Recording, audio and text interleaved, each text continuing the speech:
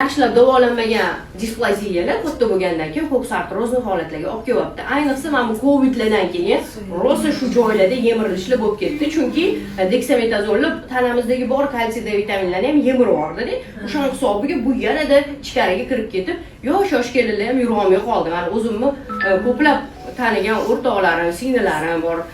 O'shalarda ko'pchiligida umuman yurolmay qolgan holatlar ham bo'lib, 4-5 oy yurolmay yotishdi ham qizlar.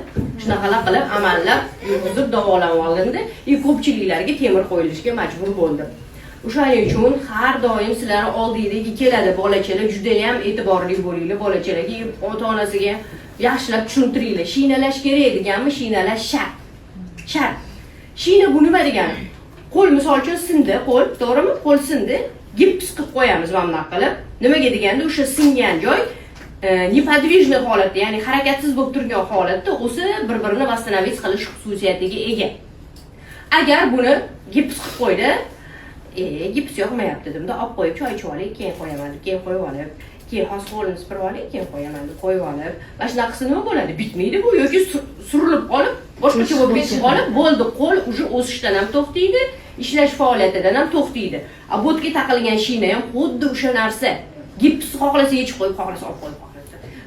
Bola qiynab ketdi, birpas undan tursin, birpas undan turib. Bilasizlarmi, shunaqa taqishadi kelinlar. Kimdir urush bersa taqib qo'yadi. Bolam qiynalib ketdi deydi-da, yechib qo'yadi. Yana kimdir urush bersa yana taqib qo'yadi. U degani endi o'sib joylashaman deganda yana bundoq bo'ladi. Endi o'sib joylashaman deganda yana bundoq bo'ladimi? Bo'ldi. Shu bilan keyin yo'q, biz taqqanmiz o'sha ishini foyda bermagan deydi yoki kimgadir massajga o'shani orasida olib borgan bo'lsa, yaxshi emas massajist deydi. Tushundinglarmi? Vaholanki eng muhim narsa shinani yechmasdan taqish.